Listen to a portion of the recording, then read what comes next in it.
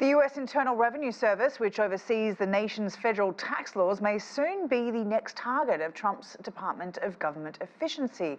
Reports indicate thousands of probationary workers will be laid off from the IRS during tax season, the agency's busiest time. This comes as DOGE, alongside Elon Musk, pushed the agency to the agency's integrated data retrieval system.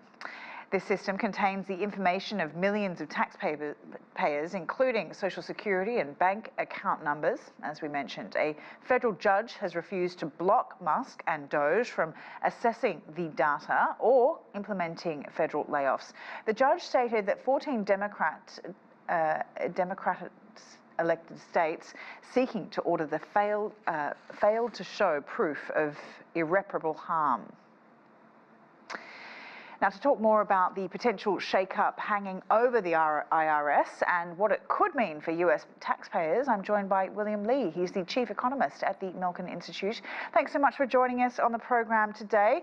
Now, we know the IRS is not altogether liked as an agency, but they do more than just collect taxes. They enforce tax laws and ensure compliance. So why is Trump targeting this particular agency?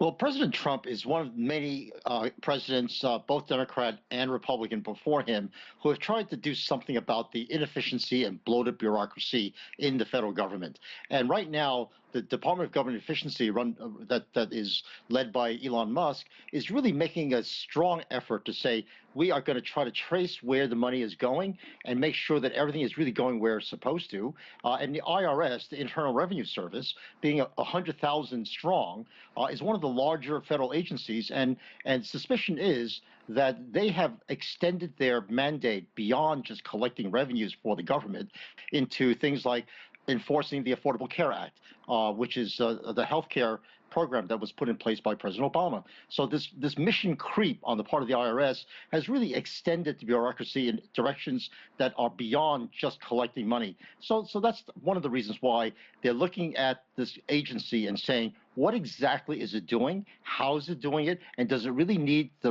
does it have the right people to do the task? Because the one thing that they have to do is to become much more digital, much more technological, and less labor dependent. So will the kind of reforms put in place overhaul or affect tax returns this coming year? Well, I think it's going to be too soon to talk about what's going to happen to the returns for this year, because all of that stuff is being automated. The data that are there are in place. Procedures are already in place. What the reforms are looking to do is to say, how do we get revenues for the federal government in a more efficient way? The United States is one of the few countries in the world that depends for its revenues on income taxes from individuals by 50%. That is, 50% of government revenues come from individual tax returns. If you look at other OECD countries, that number is closer to maybe 40 or 30%. And other countries will use things like a value-added tax. So President Trump has really said, do we really need to depend upon the domestic income tax as the main means for raising revenues? And that's one of the things that they're going to be looking into. Can we get revenues from other ways that are more efficient, that are less dependent upon a large bureaucracy? And isn't that in part what this new sort of tariff system is, to try and raise funds for the country rather than using a tax system?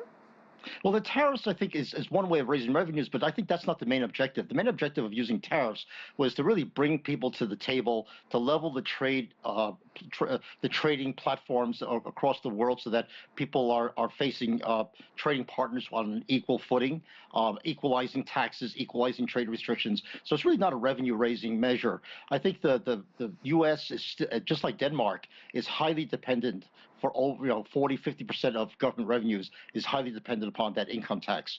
And that's going to be too soon to change very quickly. But the fact that they're looking into alternative ways of collecting that tax, less dependent upon people, more dependent upon technology, more dependent upon automation, that's the good thing. And right now, I think a lot of people are worried because the more labor-intensive jobs at the IRS are at risk. and the more technological jobs, the ones that are artificial intelligence based and technology based and digital, are the ones that they're going to be probably expanding and getting more people to work in those jobs. DOGE, though, is seeking direct access to Internal Revenue Service computer systems that have vast amounts of sensitive data. Is that not concerning that so many Americans will have their most sensitive data available to DOGE employees? I absolutely agree with you that the government collects a lot of very important data, very private data, and we don't want anybody just getting their hands on it. DOGE has been asking for access to that type of data just to see where the money flows are going. They don't really care who it's going to, any particular person, but they just want to make sure that we're collecting money from all of the sources, that corporations are not escaping the taxation, the rich individuals are not escaping taxation, and in order to do that, they have to look at the data flow itself. And I think that's the purpose of their looking at the data to say, are we matching the people who owe us money with the amount of money we're getting? And who is it that's not paying? And can we catch up with them very quickly without having to wait years and years for a full-scale audit? There's a lot of programs that rely on IRS funding, Social Security, Medicare, educational programs. What implications, especially financial, will they have from taking away IRS funding from these social services? I don't think, Sally, there's a very much of a direct connection there. The laws mandates that we spend money in certain areas. Now, the fact that some people who may be 150 or 200 years old are still supposedly getting their Social Security checks, that's a concern. And that's a waste of the money that's so difficult to collect by the IRS. But the fact that we're reducing funding to certain areas of the IRS and increasing funding in other areas, and right now no decision's been made. No, we're not talking about funding to 200-year-old people. We're talking about taxes that have gone towards serious and very important programs in the educational system and also health programs too. Much of the public funding goes to support social services across the country.